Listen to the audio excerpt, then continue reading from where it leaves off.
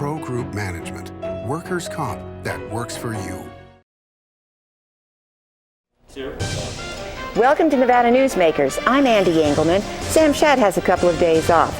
Co-hosting with me today is Jim Denton. Jim, who are we going to talk to? Andy, we're going to be talking to one of the most read columnists in Las Vegas, John L. Smith, who has been covering this political investigation that is continuing by the Federal Bureau of Investigation. Great. And then we're also going to talk to Tina Grefrath from Job Connect. Whether you're looking for work or whether you're looking for someone to hire, you can get free help from the state. And watch that guy with us that's got on white tennis shoes through the magic of electronics. We'll see you in just a minute. And on the pundit panel, we have Keith Lee, Joe Gill, and Dick Gammick. It's all coming up next on the new Nevada Newsmakers.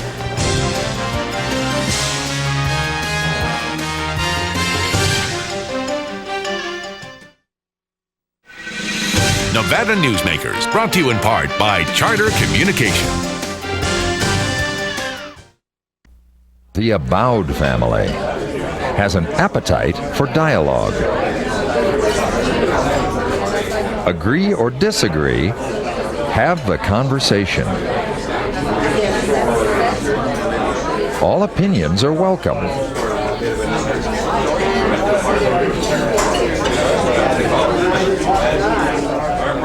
Since 1977, Adele's.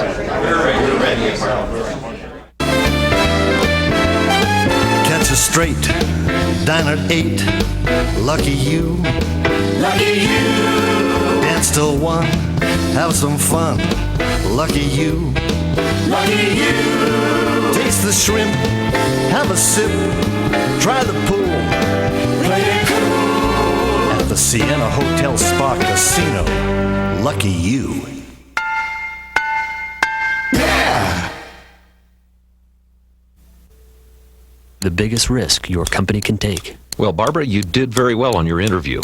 Hiring employees can help your business get to the next level. And your resume looks outstanding. And it can also expose you to corporate crimes and costly lawsuits that can bring your company to its knees. So, we'd like to offer you a position. Before you hire another employee, hire the professionals at Employer Links. Call today to get our free CD-ROM, The Top 8 Risk of Hiring Employees. If you own a business and want to maximize your company's potential, join the Retail Association of Nevada. Our membership benefits include the Nevada Retail Network Self-Insured Group, providing workers' compensation coverage that can lower your rates. That savings can go directly to your bottom line. We are an effective pro-business organization that lobbies on behalf of our business members. The Retail Association of Nevada, protecting Nevada businesses for 35 years. Call 882-1700 to see what we can do for your organization.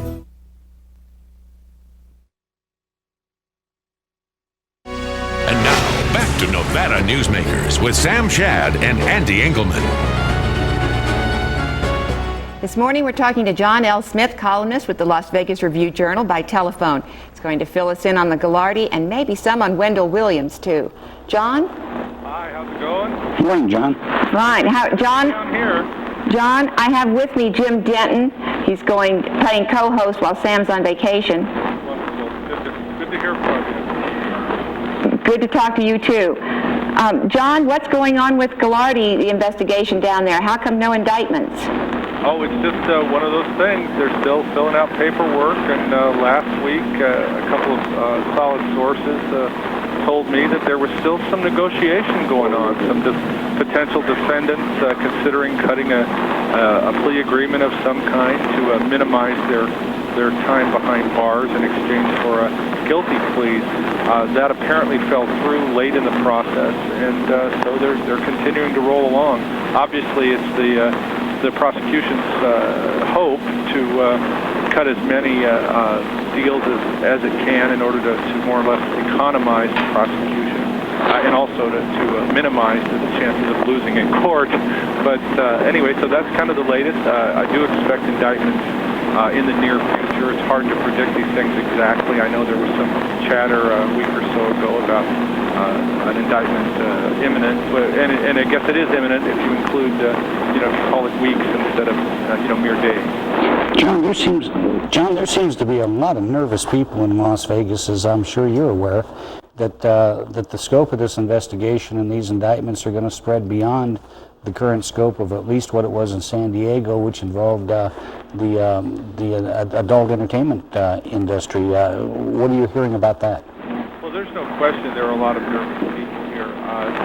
What we have learned over the last few weeks is that not only is the case focused on the Gilardi Topless Bar empire and its willingness to hand out cash to favorite politicians, but also the system, the local system of governing itself and how closely tied it is to the developer community. I think that's where the real consternation is developing, because you've got so many developers in southern Nevada, and as we know, Las Vegas is such a fast-growing community. There are developers who maintain extremely close relationships with sitting county commissioners and city councilmen. And so I think that is one of the focuses. Clearly, former Commissioner Erin Kenney is a linchpin in that focus. She's very tight with several developers in the community, and I know that the FBI certainly has been questioning her about her relationships and whether some of those developers have been giving cash, shall we say, off the book. John, what about this? What about this whole thing that I've been reading about developers allegedly, in some cases, selling below-market houses or even providing free houses to elected officials? I think that's something that in terms of the free house story, I know that's floated in a couple of columns. I think it's a very interesting thing. It's certainly something that we've heard about. But I don't know of any salient facts that have come out to actually verify that.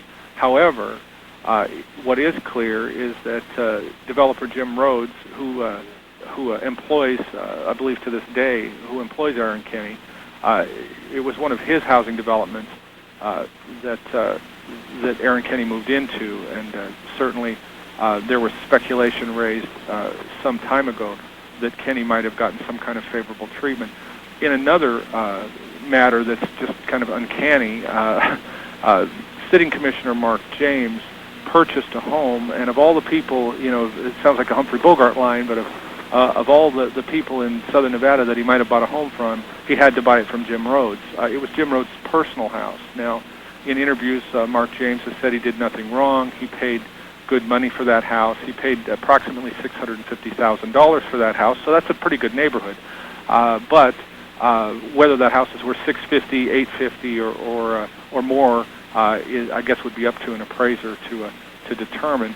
Mark James his name has not been raised as a suspect or a target of the investigation. He has stayed out of the fray to date. Although certainly his relationship with Jim Rhodes is going to be something that people will be scratching their heads over probably in the near future. And I think a lot of people up here, John, are also just waiting to see what happens, to see whether or not the tentacles of this investigation perhaps reach up to northern Nevada, which they very well could. I want to switch the subject for a minute, and I understand yesterday Wendell Williams, the legislator who's been in a lot of hot fire lately, was let go or put on leave without pay from his job at the city. Is that right? Yes, that's correct. Basically suspended for a couple of weeks without pay over the abuse of his city-authorized cell phone. He was making cell calls and not reimbursing the city. Now, when it was brought to his attention, the $1,844 he owed, he decided that he would repay that. He's going to repay it $70 a week. So my math's not all that good. Andy, maybe you folks can add that up for me. It's going to take him a while to pay that off. This is the same guy that you wrote in a column a couple of days ago, that he would be paying off his fines for failure to disclose his, do his campaign contributions well into after he qualified for Social Security. Absolutely. Correct? He after absolutely refusing to pay his fines for not filling out the proper paperwork, the kind of paperwork that a rookie politician might be confused by, but certainly not a 9-term assemblyman. Williams finally gave in and decided to pay. Now, he's supposed to pay $100 a month, but he did miss his September payment, so perhaps someone will set a calendar for him and maybe one of those little payment booklets like we get with some of our homes. How's he doing on his child support payments?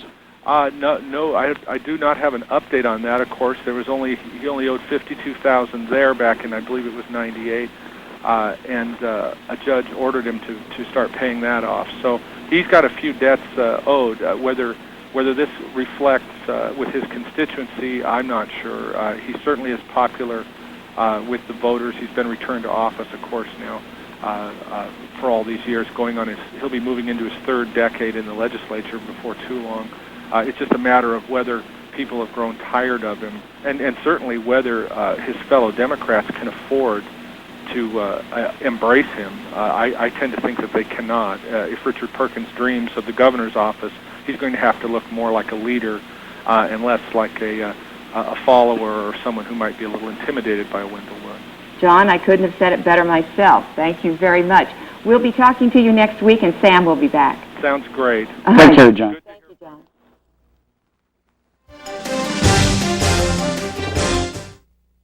Hi, I'm Dan. And I'm Terry. And this is Dan's Pizza and Parlor.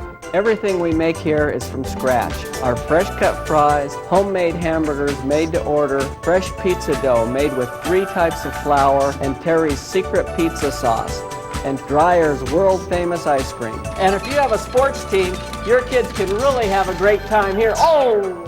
Dan's Pizza and Parlor on Victorian Avenue, just down the street from Great Basin Brewery next to Pyramid Highway. Would you like to savor a Trento pork chop? Or maybe pasta rags with grilled chicken? Hugo's Tuscan Grill at DeAndrea is a celebration of color, flavor, and freshness. Each dish is created from natural, wholesome foods that is delicious and nutritious. Hugo's is a comfortable restaurant with breathtaking city views. If you enjoy great food and good company, visit us here at Hugo's. It's the best that dining can be. 2900 South DeAndrea Parkway in Sparks. Welcome to Sushi Club, best sushi in town. The Sushi Club in Independence Square uses the best quality products. The sushi is dynamite, and the service is just wonderful. The Sushi Club is bigger and better. We have 11 sushi chefs on staff, and the service is great. All your friends will tell you that Sushi Club is the best place for the best sushi. Come join us for lunch or dinner. The Sushi Club, 294 East Moana Lane in the Independence Square. Now that's great sushi.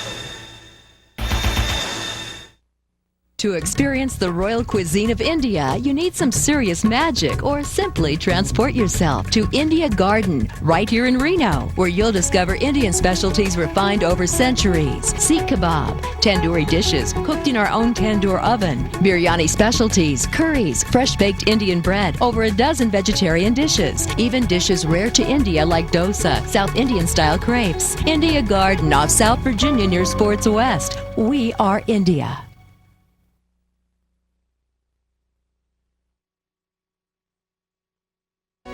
And now, back to Nevada Newsmakers with Sam Shad and Ande Engleman. Back on Nevada Newsmakers, we're joined by Tina Grefrath. She's with Nevada Job Connect, helping Nevadans find work. How big of a problem is unemployment in the Silver State? Seems like here in Washoe County, if you want a job, you can get 10. We are in a very wonderful area to be in. As you compare our unemployment to other states, we're among the lowest. And if you compare Washoe County to the rest of the state, we are pretty much the lowest in the entire state. So unemployment on the whole is still really, really low, and people are finding jobs, especially the entry-level ones. Statistically, isn't it full employment when we're this low? Yes, statistically it is, but that doesn't mean people aren't looking. There are a lot of people who are employed, and they're looking to what we think of as trading up to better jobs. So they have a job now, but really would like something a little better. So there are a lot of job seekers that are not being counted in that unemployment number. But there's a lot of people that are unemployed in Carson City and some of the rural counties surrounding us. And when you're unemployed, as far as you're concerned, it's a depression that we're in. You know? Well, it's depressing, period. Right. So what kind of services? I mean, I'm sure we have some people out there that have sons and daughters that might be looking for work, or we have sometimes senior citizens who discovered that their Social Security won't go quite as far as they thought it would, and now suddenly have to look for a job again, you're the person they should come see. Is that right? Yes, definitely. They should come down to see us at Reno Town Mall. We try to be the service for everyone. So whether you're the first-time job seeker, a young person who's never worked before, or if you're looking for that better job, or if you're someone who's a senior who's looking for perhaps something part-time, we have services to help all of these different groups. 60 Minutes did a piece a couple of weeks ago on senior citizens coming back into the workforce, people that have retired, spent 6 months or a year in retirement, said, the heck with this, I can't be looking at four walls or playing golf, and they are some of the most productive workers. Are we seeing the same kind of resurgence back into the job market for seniors in our area? Yes, and I think we're going to see it even more as baby boomers start moving into retirement. We're going to see more and more people saying, I don't like this staying home thing. I want to get out there and be active again, and not necessarily looking for the high power jobs anymore. I don't think they necessarily want to come back being a manager again or having some professional capacity. Perhaps something a little more in the middle level kind of job, middle work area kind of job, and that this is going to be a real trend that we're going to be seeing in the next few years. Okay, Tina, let's say you've got a mother or a father that's been staying home with the kids and is going back to work now, or you've got a senior who says, okay, I used to be an executive, but I haven't worked in the last 5 years, now I'm looking for work. What can you offer these people? Do they need to get training? Sometimes they do. Sometimes there is a skills gap, especially in computer skills, because there is always changing technology that people have to keep up on. And some of it is just, there's a lot of technology gap in just job seeking. Job seeking has gotten a lot more technological and looking online, for instance. There are new kinds of resumes that you use when you're looking for jobs online that you would not the old style resumes at all. So there's a lot to be learned. There's a lot to find out about how to be an efficient job seeker. Now, how much does it, let's say you're going to help them get training, how much will that cost them? Oh, everything we do is at no cost to the individual, and we can help a lot of different people from different groups with training, and computer training is probably the most popular thing we do. Okay, how much outreach do you have into the Hispanic community, and how much are they utilizing your services? We do see quite a few Hispanic people into the office, and as well in the Sparks Job Connect office, they have several people there that are extremely fluent. We have some people that are somewhat fluent in our office. And so Hispanics are coming in to look for jobs with us, and we also advertise in Spanish-speaking newspapers. Is there anything more? Come down and see us, and we'd love to see the employers as well. Okay, Tina Grefrath, thank you so much. Thank you so much. Pleasure seeing you again, and thanks for the good work. And certainly, Reno Town Mall is the place to find her on the corner of Peckham and South Virginia. We'll be right back on Nevada Newsmakers after this. Before you head to Carson, take care of yourself with a visit to Tamarack Junction. Catch a hot cup of coffee and the morning news on one of our 32 TVs and enjoy the best food in South Reno. Tamarack Junction, your junction for fun. South Virginia and Amati Ranch Parkway. The Abowed family has an appetite for dialogue. Agree or disagree, have the conversation. All opinions are welcome.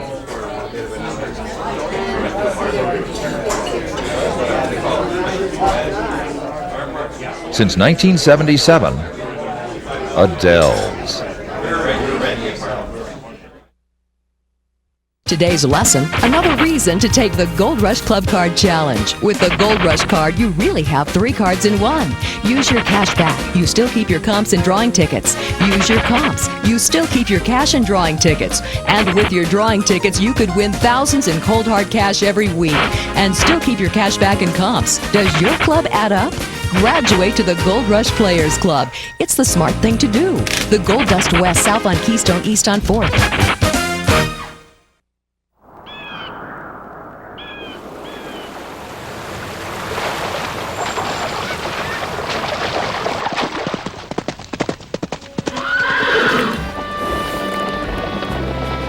When you sign up for Wells Fargo Free Checking, you get more than free checking. You get the freedom to bank when and where you want.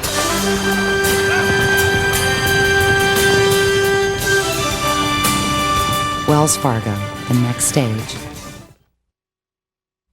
Make your daily commute easy with breakfast or lunch at the Tamarack Junction. Enjoy daily specials, super fast service, and South Reno's freshest morning meals. Tamarack Junction, your junction for fun. South Virginia and Amati Ranch Parkway. And now, back to Nevada Newsmakers with Sam Shad and Ande Engleman.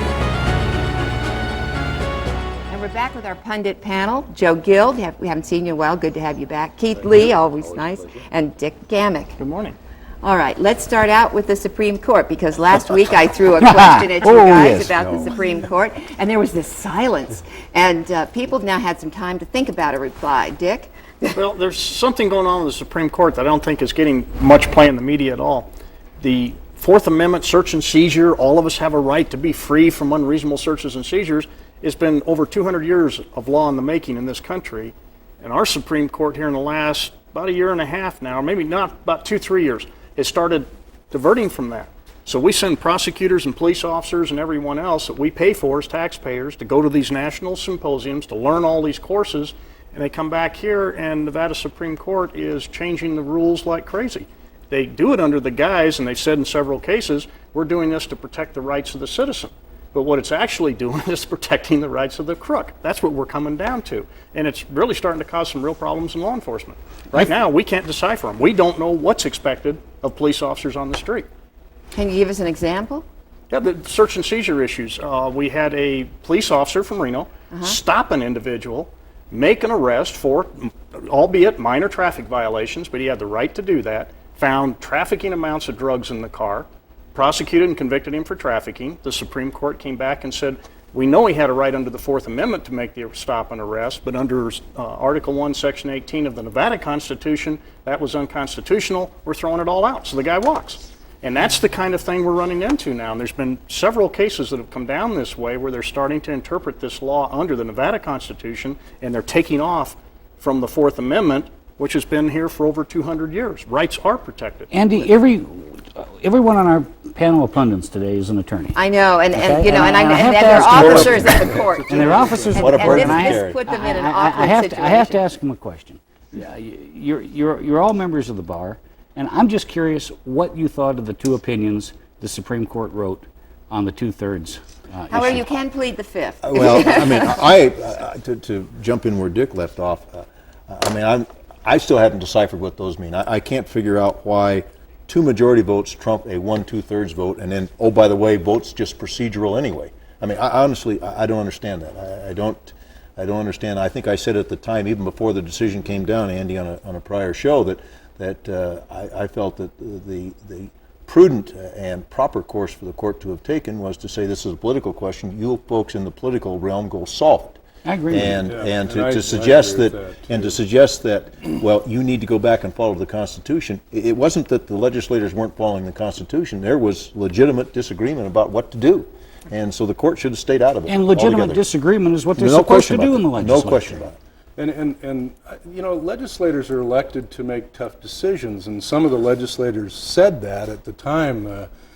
And for a court to step in and in my opinion, with all due respect to this court, make a very wrong decision on the law. You know, there are several provisions of our Constitution which they neglected to even mention in that opinion, which would have moved that opinion in a different direction than they concluded. So I don't know what the court was trying to do, but if they were trying to be helpful, I think they muddied the waters completely. So what do you think about Deborah Agosti's re-election chances, or would you prefer not to comment on that? Who knows? Well, Judge Augusti is she's a very able person. She was a very good trial judge when she was in the district court here in Washoe County. She's a very intelligent person. I think she can be reelected on the pure political part of this. Money talks in political elections. I think, Joe, I think that in 15 seconds, when that court decided to say that the voters were too stupid to understand what they did, not once but twice, not once but twice, I think they hurt that institute. They hurt the institution of the court Well, badly. they hurt the institution. And I will tell you that I think Jim, the voters won't forget that. But next who's going November. to run against her? I mean, if she has a candidate that's a highly qualified, well-known, respected member of the bar against her, then maybe the voters. I predict but she if there's get- a I choice, predict she gets if one. there's no But choice, I predict she gets I don't one. think she will, Jim, for the simple reason that I don't think anyone who fits the qualification that Joe just mentioned wants to be on that court. It's like, who wants to be the governor of California for crying out loud? Yeah, but I think There's 135 people the last time I counted. I do. I just got my. I think the papers public's and weights. outraged. Keith, I think the public's outraged about it, and I think they should be. I think the public would rather see anybody. I mean, none of the above could win that election. It's happened that's in the how Supreme angry. Court before. That's how angry. Well, that would be the interesting public because is. then we'd have an open seat on the court that would have to be appointed. No, that's not how that works. None of the above is simply a quote, if you will, an Protest advisory, a protest Right. vote. It If none of the doesn't carry above, the day. if none of the above beats the candidate, the candidate still gets the seat. We don't have much time Can I left. throw one more thing Yeah, out there? sure. Just because there's been one voice that keeps rising up out of this stuff that seems to stand for a lot of common sense and reasoning, and that's Justice Moppet. And I wanted to throw that out there. He's usually the one lone dissenting voice on a lot of these opinions. Bill has been there. Unfortunately, he's already on the bench. We're out of time already? Okay. All right, we'll be right back. Big Apple Pizza, best pizza in Nevada, take one. Today we're making homemade meatballs for a meatball parm. You like cheesesteak? I think you're like in South Philly right now. It's the best cheese ever made. Now that's how a Philly cheesesteak's supposed to look. And here's little Cole. This is authentic. We'll throw some pepperoni in here. Not gonna be shy about it. Yeah, I bet you guys didn't know I could do that. Don't skimp on the toppings. Authentic as it gets. Big Apple Pizza and Subs on the corner of Bering and McCarran. A New Jersey guy who knows how to make an East Coast pizza.